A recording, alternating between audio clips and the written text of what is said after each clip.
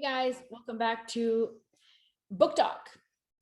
Today, I'm going to talk about a portion of a book that I started reading. And the reason why I'm saying portion is because it has a lot of information. And I thought it's really cool if I broke this down because I think I wouldn't be able to speak about everything that I was getting from the book in just like one, like 30-minute, for example, recording, and it might be too much, and I wanted to extend it as well to see what the Akashic Records had to say about it, which extends it even more from what I was getting from the book.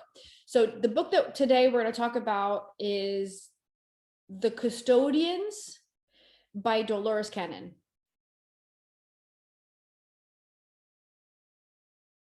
So that book, like loving it, like loving it so much. And I wrote down some notes I have here. So I'm going to go through the notes that I wrote down. So now I'm like more organized, because before I was talking about books that I read because I just finished them and I didn't know I was going to talk about them.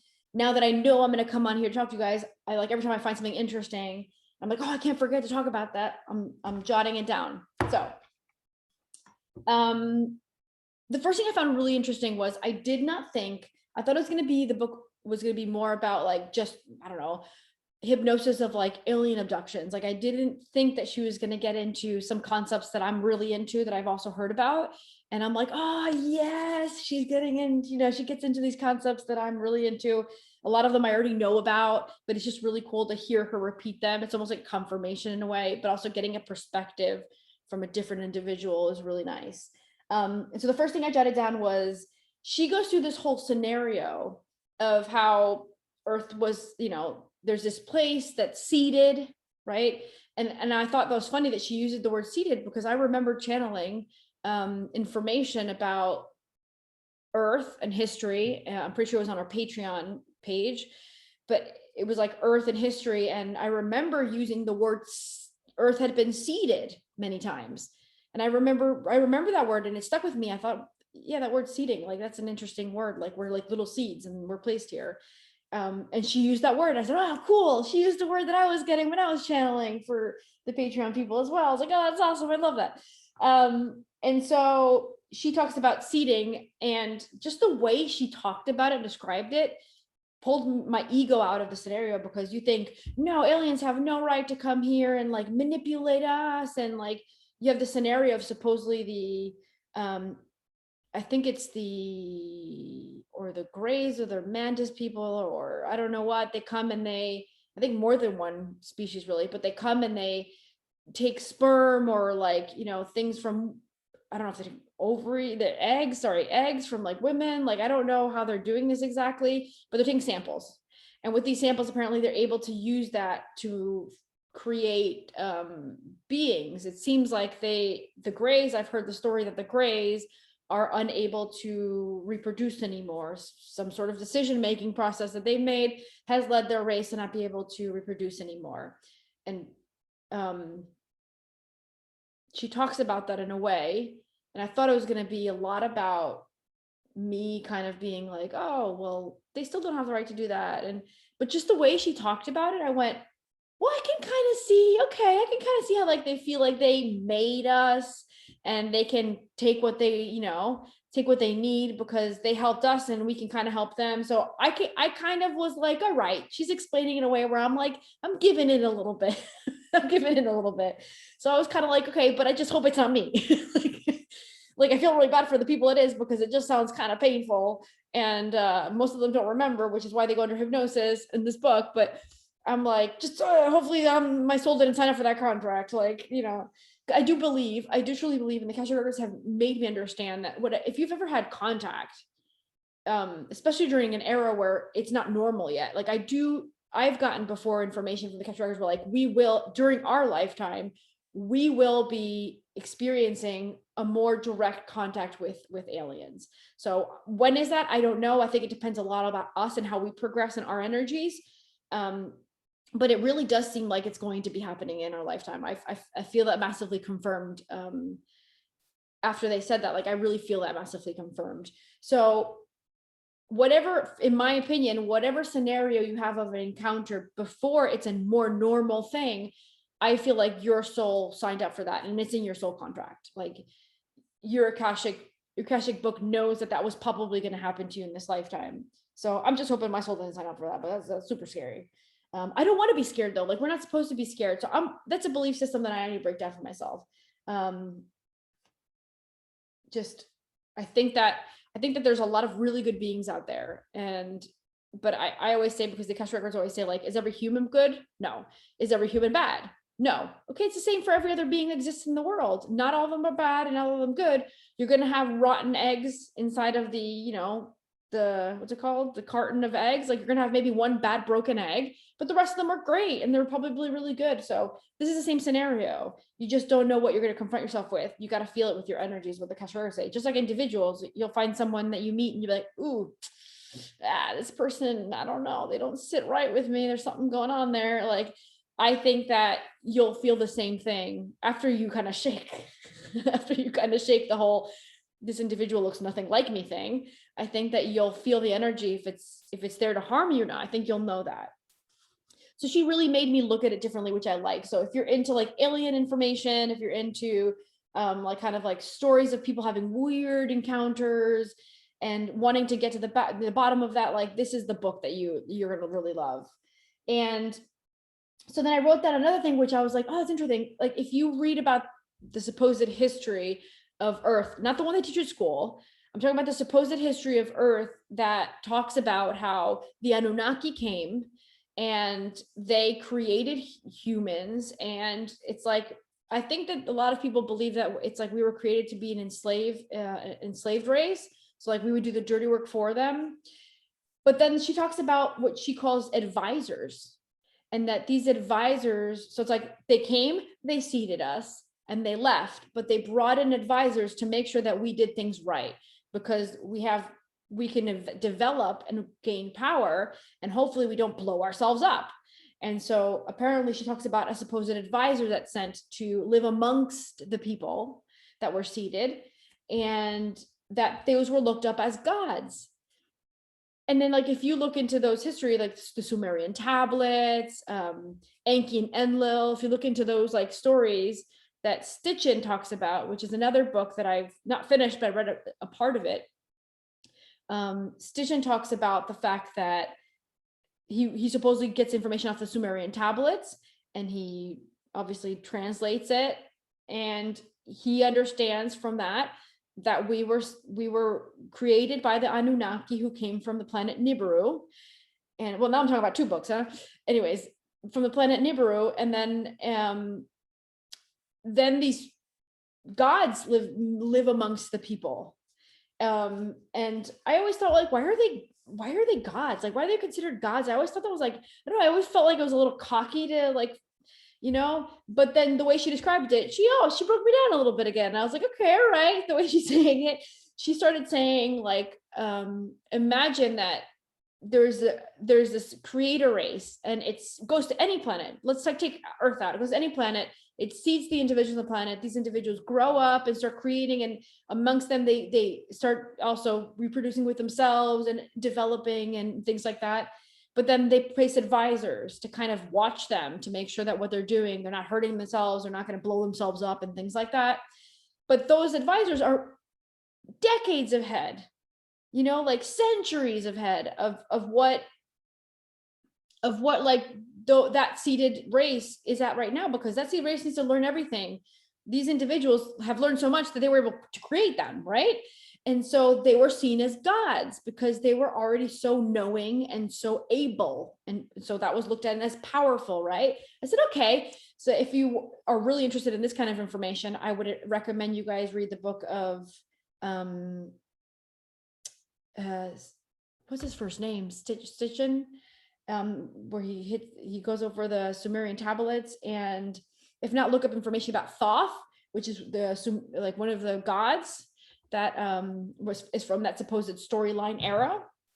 So that's a little bit of a tangent there, but the reason why I wanted to talk about that was because just she broke that down a little bit from a perspective of like the way she talks about it. It's just it's I liked it. Like, I liked the way she talked about it. It made me be less ego based when I was reading about it. And it made me go more like, oh, I can see how they were looked up as gods now. And I can see how they feel like they have the right to watch over us and like maybe grab some stuff from us. Like, I kind of saw that. So I was like, all right, I'm understanding that now. So that, and then my next point was to talk about how the non-interference. So she was kind of discussing, like, do they have the right to come and interfere, or do they not have the right to come interfere? And if you ask me from an Akashic Records perspective, they help. I wouldn't use the word interfere, but they help us via channeling, via having direct contact with individuals from a frequency place where they can verbalize and speak what they're receiving, so that it's, because we're not ready yet for that one-on-one really. So I think that that's their way of helping. I think that's their way of, I guess we'll use the word, and like she does, interfering, to make sure that we do the right thing. But what she's discussing is like, to what point are they, is it okay for them not to interfere? And to what point is it they need to interfere? And so she gives the example of like a nuclear bomb destroying all of Earth that actually could create a ripple effect that could negatively affect all the other star systems and possibly other galaxies that are around Earth. And so apparently that's something that she seems to think that they're considering, that we could possibly create a negative scenario that might really affect everyone else. So she in the book talks about how she thinks that they're watching us. I, from the perspective of the Akashic Records, believe that that could be possible. That could be possible that they're watching us. I do think that they think that we might F up. I do think that they think that we might, you know, make some really big mistakes. So I don't think that's too far-fetched. I also, from the Akashic Record perspective, think that they're watching us because they're watching the way we progress. And when they see that we might be a little derailed, I think that they try to bring information in for us to come from whatever form they can, whether that be inspiring an author to write a book and the person didn't even know they were channeling an entity or a being, or channeling through someone, or, you know, getting someone to help someone find some archaeological site that ends up discovering that the previous belief system, and then we start questioning more things. Like, there's so many different ways where they can secondarily, in a way, reach us without putting their hands completely in here and shifting things for us. So I guess the question would be led to each person, like, do you think that they have the right to interfere? I'm still iffy about that one, but that would be Lucia's response, not the Akashic Records. Because the perspective of the Akashic Records is that they do in their own way help. They use the word help. And then time. I wrote to talk about time. Now, like, we've had podcast episodes where we talked to Christos about aliens, and he always said, every time you talk about aliens, you're at some point you're talking about time. You're always talking about time. And so I thought about that when I was reading the book and jotting this down. And it seems like time does escape these people that have had this scenario where most of these stories are people that go into hypnosis because they can't remember. They can't remember the thing, but they know that they have this chunk of time that's unexplainable. Like something went on during that chunk of time. And so I thought that was a nice confirmation to what, you know, we had talked about on the podcast. And I thought it was really interesting because the Akashic Records talked about this, like the way we function on Earth with time, that's like, we're the ones that do it. We're the only ones that do it. We created this enslavement form of system that we're like clocking ourselves and controlling ourselves and checking what time and where I need to be, what I need to do, and how much time do I have to do it.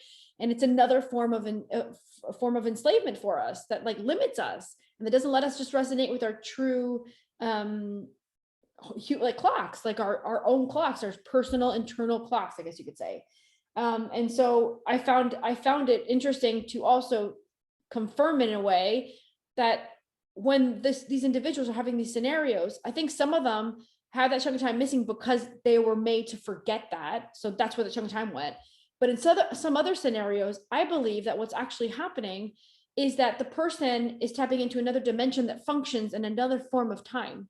And so time can also escalate and move quicker. Like maybe what they're doing takes on Earth 15 minutes. Like maybe they're going in to get a sample or something, or like to check the person out, or, you know, whatever. And then 15 minutes, maybe that would take on Earth. but somehow that turns into 3 hours, or for example, or 2 hours. And I think it's because they're taking the person into their dimensional energy place. And that's where time functions differently. But when they place them back into Earth, time has gone differently here. Time has passed even more, even though over here with them, it might have been, a short amount of time felt. When they place them back on Earth, it's almost like they lost hours. So that for me just is another kind of really interesting perspective and confirmation on how the Akashic Records say, like, you guys function with time and you guys have linear time, but it's not like that for other planets, and not like other beings and other dimensions. Like, they don't have that linear time that Earth has. We're the ones that are functioning with it. And then I was talking about how the individual doesn't remember that they had that encounter. Like, they will not, like, they'll see something else, be like, oh yeah, I know this happened on the road, and then yeah, that was it, and then I just kept going, and then they don't remember that part. And it seems like what it is usually replaced with, because the subconscious replaces it with something. So this is what really happened. An alien came up to my car. I'm giving an example, right? An alien came up to my car and it took me out of my car and it took me away. And then it just placed me back. And then when I got back, it was dark. And I was like, wait, I was just driving in daylight. Like, what's going on? And they only remember a bird flying in front of the car, and that made them stop the car. And it seems like it's very common for the subconscious to replace the scenario with an owl. Apparently she's saying that an owl is a thing. So it's like an owl comes and is placed in front of the car, and the person remembers breaking the car because they didn't want to run over the beautiful owl. And then the owl flies away, and then all of a sudden it's all dark, and they're like, wait, what dark? What's going on? And then they keep driving. And then when they go into the hypnosis session, they end up realizing and recounting the actual story that it wasn't an owl, it was actually a being, and the subconscious stuck an owl so that it wasn't so traumatic for the individual to remember. So all the individual remembers is the owl, and then they kept going. Yeah, the time was gone. That was weird. And it's dark outside all of a sudden. That's also weird, but they can't remember anything. So they're not worried in a sense or scared, and they just remember a nice bird. So that seems to be a very common thing. And then the other thing I jotted down was the silver cord. And I thought this was amazing that she talked about it, because the Akashic Records this is one of the first things I learned when I was doing the mastery level for level 3. We talked all about the silver cord. And so this was 13 years ago. I don't know, something like that. This was a long time ago. I read about it, and now I've channeled quite a few times information, small tidbits about the silver cord. Never really gave too much importance to like channeling more information about it, because it's basic information, it's understood, and like I kind of moved on. But just hearing her talk about it was really nice. And she described exactly what the Akashic Records actually had described. So I think she's spot on with that one. And what the Akashic Records say, and what she was describing, was that our souls are attached to this physical body in our incarnation, which is attached via a silver cord. Now, this silver cord is the lifeline for the body. So when you pass away, that silver cord has got cut off. The soul's no longer attached, giving vital energy, life energy to this body. And so the soul moves on and the body passes away. So you'll hear people tell stories about like astral travel, like people that are able to project themselves and do astral traveling. Like they'll get in a comfortable position and they'll send themselves out, and they're able to do that. Like some people are able to do that. I've never been able to do that, but some people are. And some people will tell you that they found this cord thing like wrapped around them, and like, yeah, get out of here. And they're like, oh no. And then when they learn, they're like, be careful because you can't pull it too hard or whatever, like, because if it breaks, you're done. So like some people will tell that funny story. I've heard people say that before. But from the perspective of the Akashic Records, they've always said, you go to sleep, your soul goes on adventures. Like I've heard, reading Akashic Records of other individuals, I've heard them tell the story of people that go and meet up with friends. I've heard the stories of people that like souls that are like, oh no, I just go to like in like earth environments. Like I'll go to like mountains and oceans and like glaciers, and like some souls just want to go out on adventures and just be out in nature and enjoy flying, I guess, and whatever. Some souls go to work, whereas like I have something that I do on the other side that I'm dedicated to, that I'm trying to progress with from a soul level. So when the body's sleeping, I take advantage of that time. I pull back over there and I do my work. And some will just meet up with other soul buddies, either that they haven't seen in a while, or they'll meet up to kind of pre-plan. The person can also leave and like meet up with their spiritual team and be like, hey, I'm a little stuck with this. What do you think we can do to help me out? Like maybe they'll have like meetups to kind of like figure out how the life is going and what that lifespan can do better, like how they can bring that energy in for that person to wake up to certain aspects maybe they're not waking up to. So it's like there's no limit, like the amount of things, and some souls just go and explore, like there's no like projection of learning. It's just exploring in a way, I guess, being or having fun, because souls like having fun. So she was talking about how the soul leaves, just like the Akashic Record said, leave and when it's sleeping, and they go and they do their thing, but they're still attached via the silver cord, and that their individual is still alive while that silver cord is still attached to the person. So yeah, I totally agree with that. And the other thing she was saying is sometimes even when the person's awake, which I wouldn't say no to that, but I think it's a rare, if I try to get that information from the Akashic Records, I feel like that's not the most common thing for the soul to do, to like leave while the individual's like awake. And if it does, it might be very brief, but I feel like it's not the most common thing. And so she talks about how the soul can do that while the person's awake as well, but that it can't leave for too long of a time, because then the silver cord will rupture. So the soul leaving for too long lacks vital energy to the body, which could create a rupture of the original cord that then could cut the lifespan of the individual. So souls need to be careful with the amount of time they leave, for example.